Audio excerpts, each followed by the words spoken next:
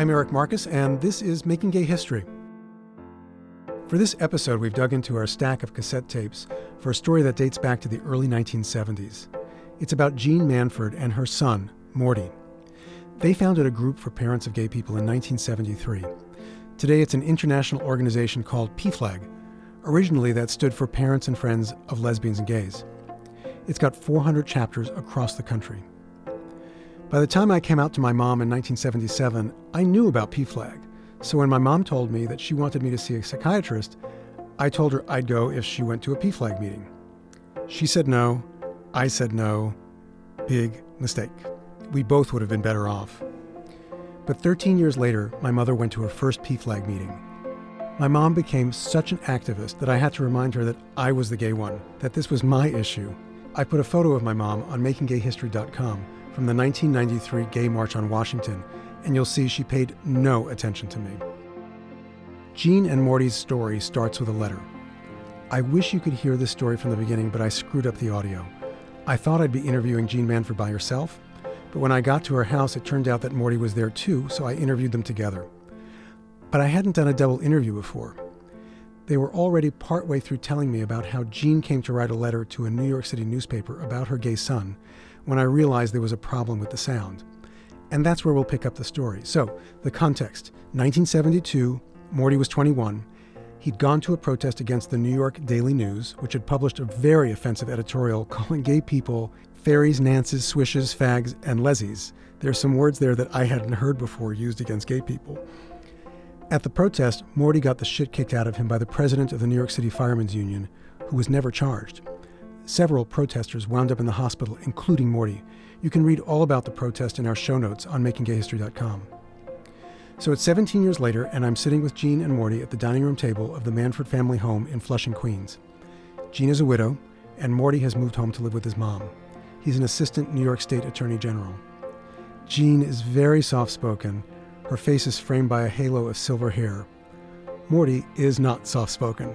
He's handsome, and his thick curly hair is chestnut brown. I have no idea where I put the microphone, but I definitely pressed record.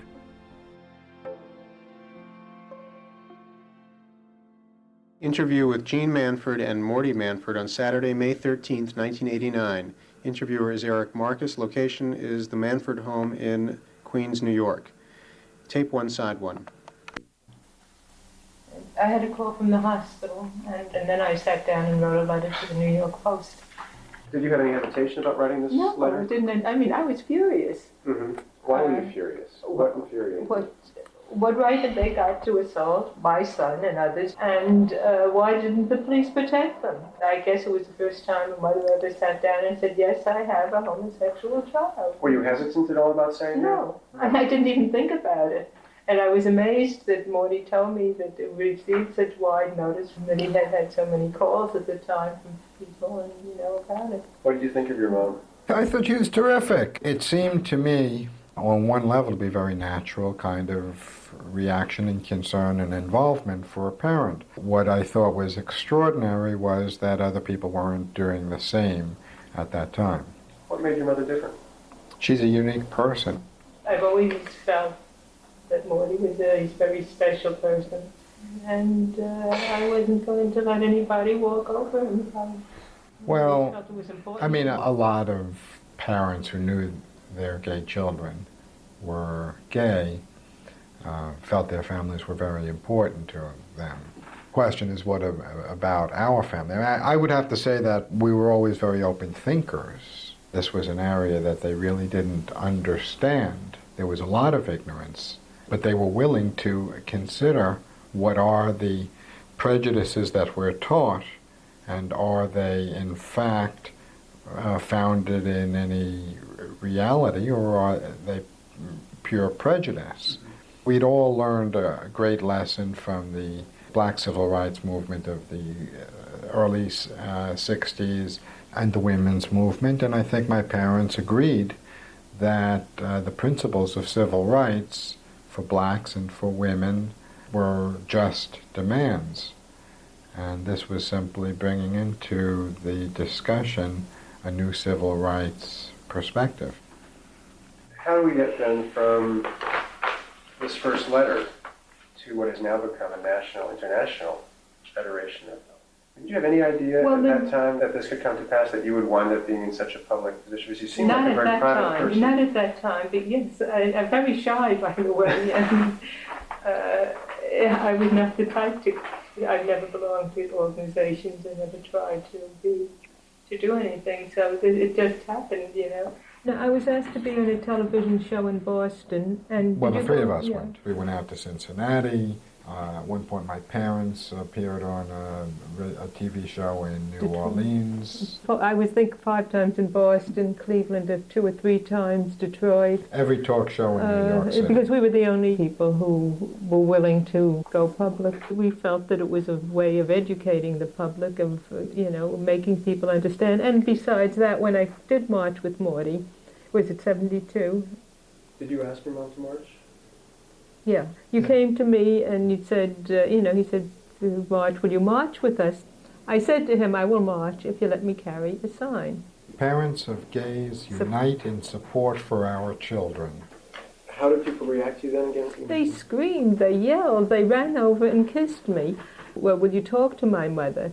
Wow, my mother saw me here, and they just couldn't believe that a parent would do that. It was unbelievable. I had been in the previous year's march also, and the outpouring of emotion from our own community was overwhelming. Nobody got the loud, emotional cheers that she did. They were fearful of telling parents. Most of them wouldn't tell, and many had been rejected because the parents knew. I guess they just didn't feel that any parent could be supportive of a gay child. The symbolic presence that my mother provided was a sign of great hope that parents can be supportive, that the people we're closest to, whom we love the most, need not be our enemies, can be our supporters. As Morty and I walked along during that first march, so many people said, talk to my parents, and there were little phone calls all day long. That phone was ringing. So that's when we decided, though, during the march, to start something, some kind of an organization. Yes. What kind of organization did you have in mind? An organization for parents. To talk to each other, to know that you're not the only one, and because each person thinks, I'm the only one who has a child who is homosexual, and nobody was willing to let anyone else know about it. To get together and talk to people, to say, look, there's nothing wrong with them. And an organization which would be supportive of the struggle for gay liberation. The parents group was a bridge between the gay community and the straight community. How so? The heterosexual community. How did you see it doing that? Well, I think the very first, when we did finally have the meeting, I think I may have voiced someday, we will fight for the rights of our children. We will become political. We will have a national organization. I remember thinking that at the very beginning. But the immediate thing was to talk to parents and help them come to terms with the fact that they have a gay child and there was nothing to be ashamed of, nothing wrong with it. He or she was no different than anybody else.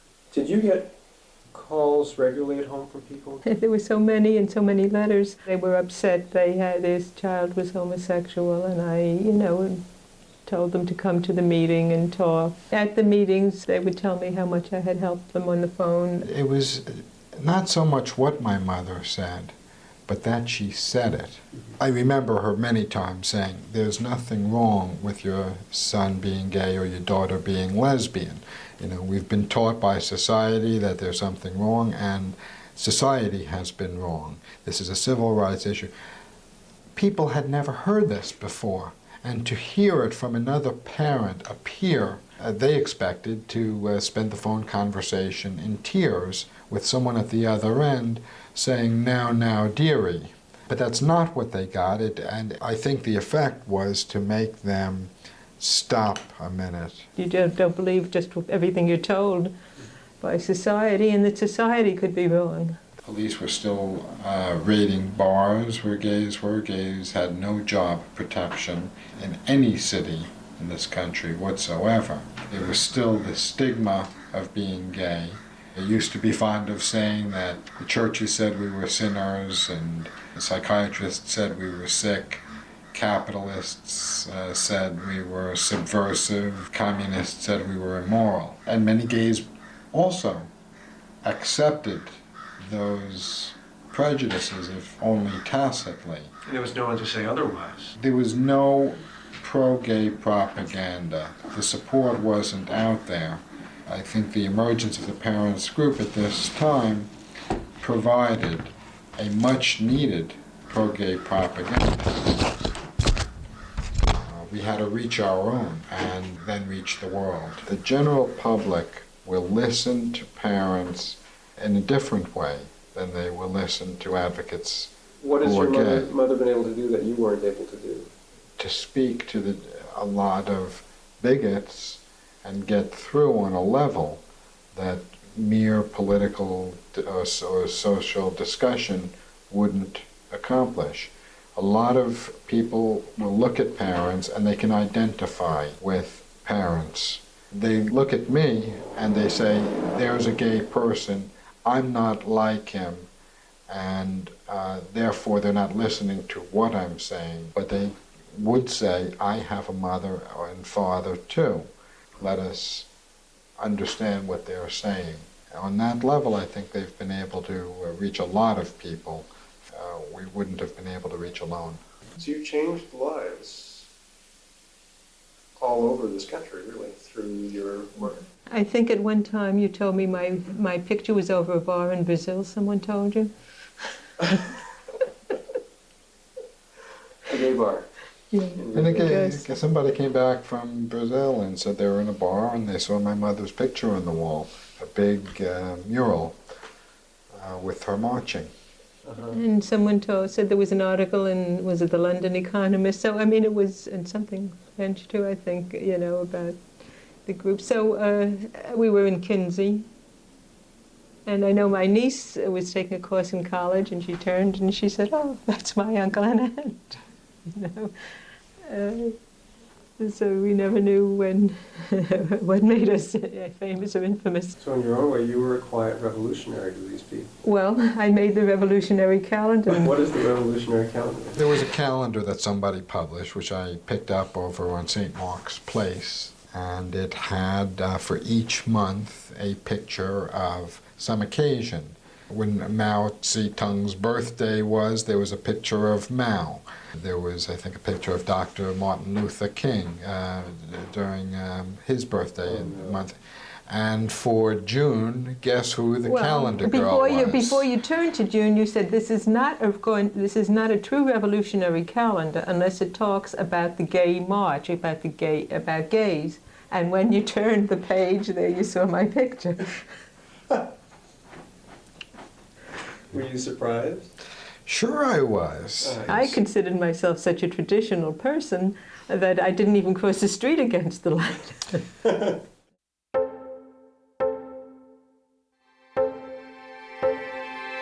For a shy person, Jeanne was fierce. And I knew it was her love for Morty that drove her. But it always felt like there was something more behind it. Then just recently I heard that Morty had an older brother, Charles. I called Morty's sister Suzanne and asked about him. She said it was something the family never talked about. Charles killed himself in 1966. He was 22. There was my answer. Jeanne wasn't going to lose another child. So Jeanne was determined to make the world a safer place for her son and the rest of us too. But she couldn't save Morty from a virus. He died from complications of AIDS on May 14, 1992. He was only 41. A month after Morty died, my mom and I did an event at the Gay Center in Manhattan for the publication of Making Gay History, my book. We read from Jeanne and Morty's interview, pretty much what you've just heard. And then I introduced Jeanne. Oh my goodness, 300 people got to their feet and cheered. People wouldn't stop applauding until Jeanne came up to the microphone to say a few words. She was so tiny that her head hardly poked above the podium.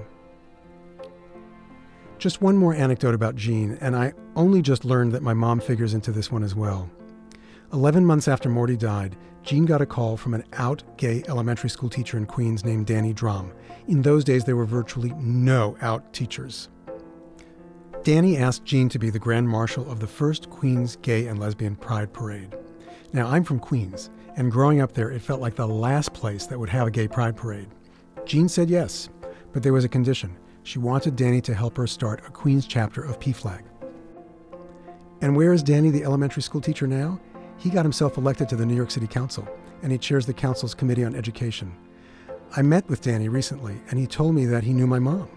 Turns out that my mom helped Danny and Jeanne start the Queens PFLAG chapter.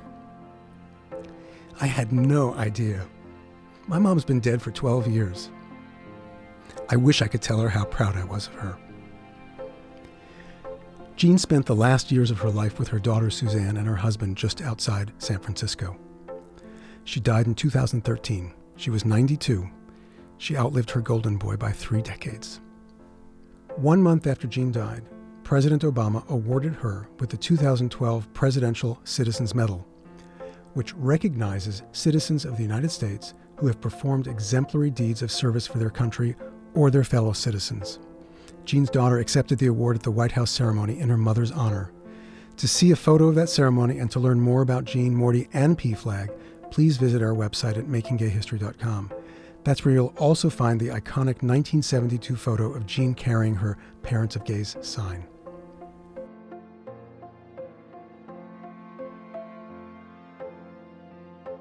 I've got a few key people I'd like to thank for making this podcast possible. Thank you to our executive producer, Sarah Birmingham, our audio engineer, Casey Holford, who worked very hard on fixing the sound for this episode, and our composer, Fritz Myers. Thank you also to our social media guru, Hannah Moak, our webmaster, Jonathan Dozier-Ezel, and our head of research, Zachary Seltzer. We had production help from Jenna Weiss-Berman, who believed in this project before it was even a podcast. Making Gay History is a co-production of Pineapple Street Media with assistance from the New York Public Library's Manuscripts and Archives Division.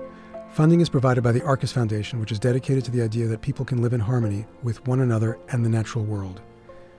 Learn more about Arcus and its partners at arcusfoundation.org. And if you like what you've heard, please subscribe to Making Gay History on iTunes, Stitcher, or wherever you get your podcasts. You can also listen to all our episodes on makinggayhistory.com. So long, until next time.